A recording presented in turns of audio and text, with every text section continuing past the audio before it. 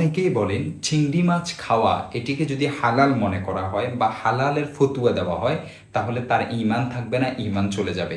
কারণ হিসেবে তারা বলেন চিংড়িকে আল্লাহ হারাম করেছেন, কেউ যদি এই হারাম বস্তুটাকে হালাল মনে করে তাহলে তার ঈমান থাকবে না। আল্লাহ যে বস্তুকে হারাম করেছেন সে বস্তুকে যদি কেউ হালাল জানে বা ঘোষণা দেয় তার ঈমান থাকবে না।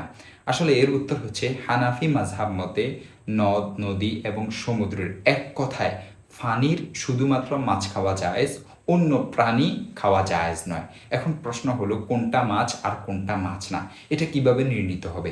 এর মূলনীতি হচ্ছে জেলে এবং নদ নদী খাল বিল পুকুর সমুদ্র এক কথায় ফানির প্রাণী বিশেষজ্ঞ যারা আছেন তাদের মতে যেগুলো মাছ সেগুলোকে মাছের মধ্যে গণ্য করা হবে এবং মাছ হিসেবে স্বীকৃতি দেওয়া হবে। আর যেসব তাদের মতে মাছ নয় বরং অন্য কোনো প্রাণী সেগুলোকে মাছ হিসাবে ধরা হবে না। সেই হিসাবে জেলে ও সমুদ্র প্রাণী বিশেষজ্ঞদের মতে চিংড়ি মাছের অন্তর্ভুক্ত, তাই এই চিংড়ি খাওয়া জায়েজ হবে।